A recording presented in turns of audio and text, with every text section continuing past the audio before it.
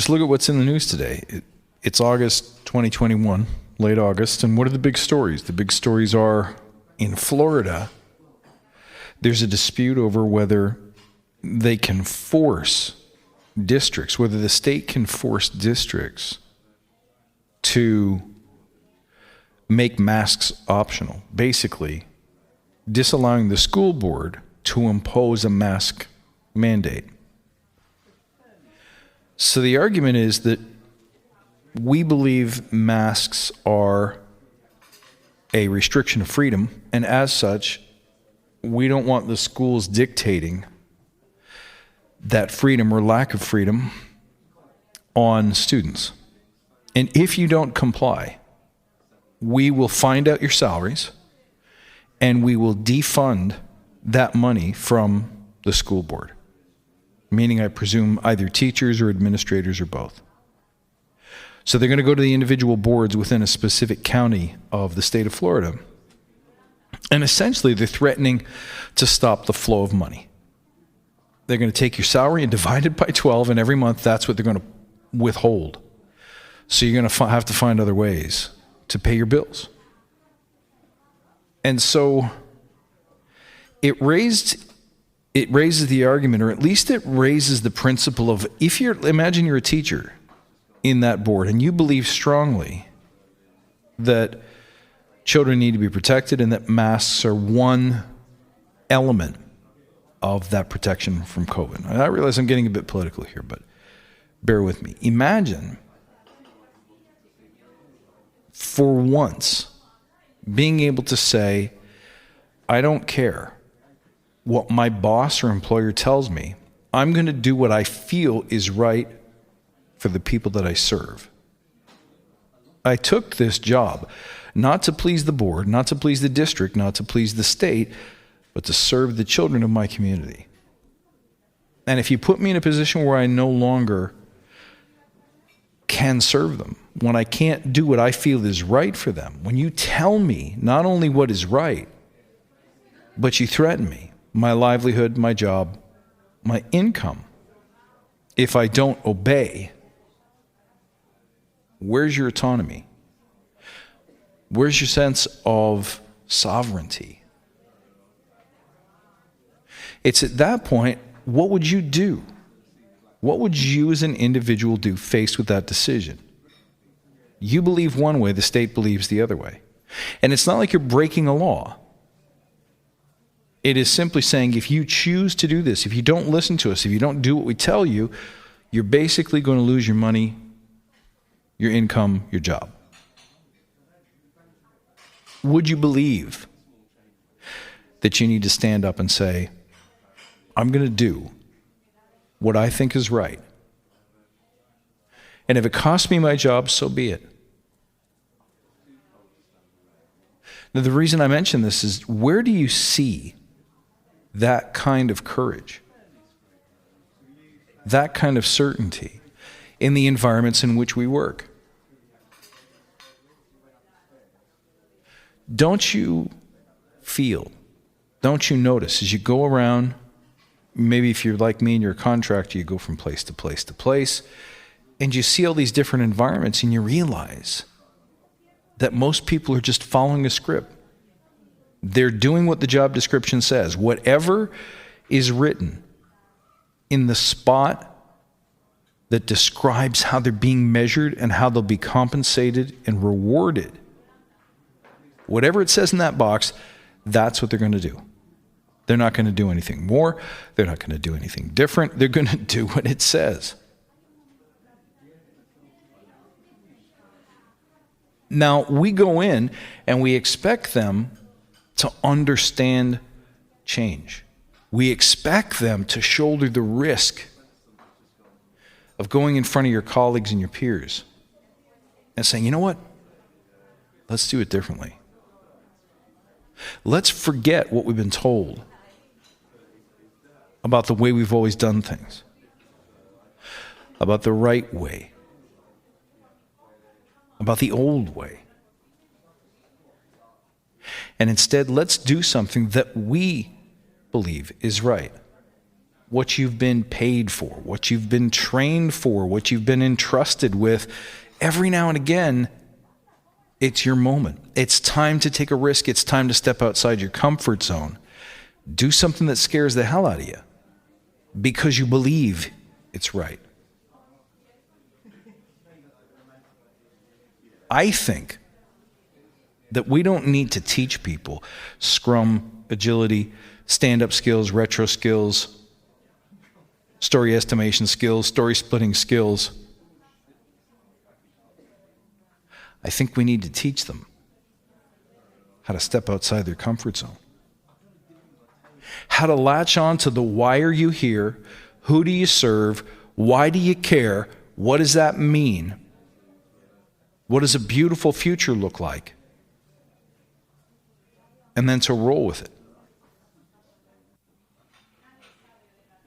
And I feel like if we're not doing that every day, that's one thing. It's one thing to not reach and not do things that inspire yourself. It's one thing to be stuck in a routine or a pattern, but it's another thing to go against your own grain and to choose not to do what you know to be right in service of the people you serve.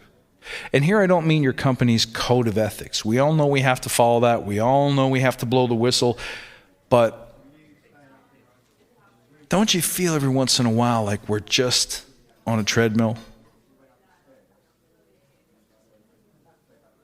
I mean, who are we really living for? Are we living for ourselves, for fulfillment? Or are we living for the best interests of the people who sign our checks? There is nothing wrong with getting a check. There's nothing wrong with making your boss happy. But there is something wrong with failing to live up to your greatest potential simply because it's hard or scary to make a decision. It's hard or scary to do something different.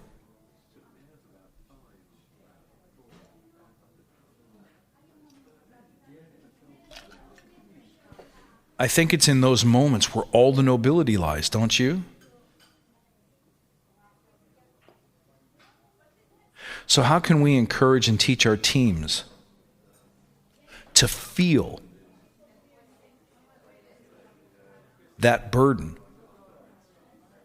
to feel that duty? We have a duty as leaders to inspire our people to do their greatest work. Every regime, and I know that word's a loaded word, but every regime of every kind at some point requires bold and unrelenting resistance in order to make change, in order to make people see. And what I feel like is that most of the time, Agile is the regime. Agile is the regime, and everybody else is the resistance. I feel like it should be the other way around. I feel like the way we've historically done things, the traditional roles, the traditional stances, the traditional abbreviations and keywords, those things are the regime. We should be the resistance.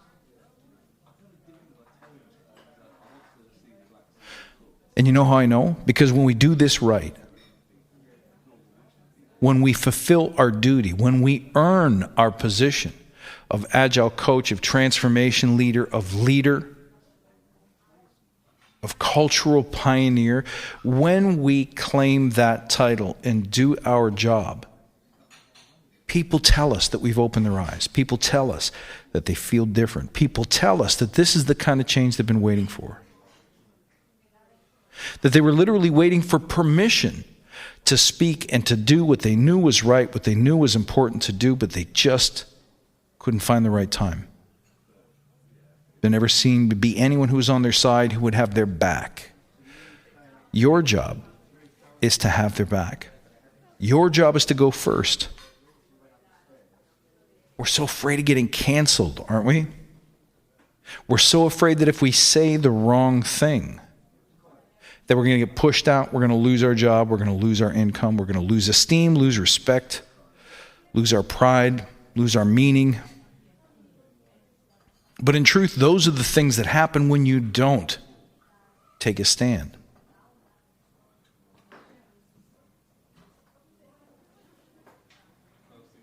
There's so many things in the news right now where people are second guessing common sense. They're second guessing science. They're second guessing classical wisdom.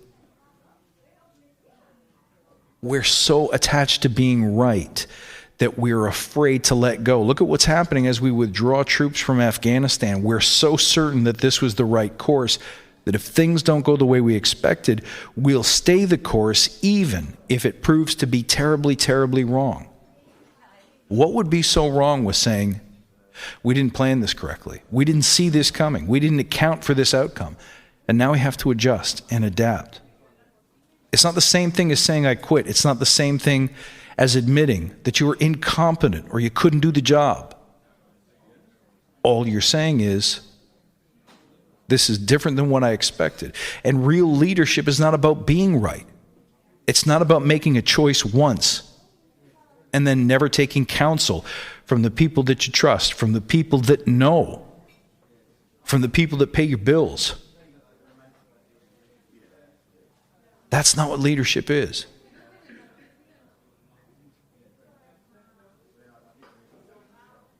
It's going to require strength to do what must be done. Because when I coach, what I see is a culture of people who are just keeping the lights on. They're running in the hamster wheel, doing all the things they think they're supposed to be doing because it's the way they've been trained to do it, because some outcomes on a piece of paper say that this is what we must value, instead of choosing values of their own. Values that are harmonious with them, values that resonate with them, values that inspire them, that make them feel alive. Well, when do we give them permission to live that life? When do we help those people do what they know to be right? Not just what they know to be familiar.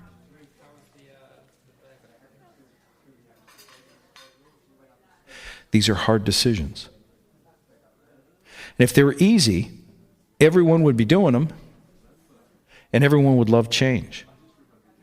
Everyone would love agility. Everyone would love all of the things that Agile promises. But at the end of the day, one of the things that I've learned is inside or outside of Agile, I don't care what context you're coming from, but doing well is achievable only one way. Success only comes from one thing: hard, disciplined work, willingness to fail, the grit to get up and do it again, knowing that somehow, some way you'll figure it out.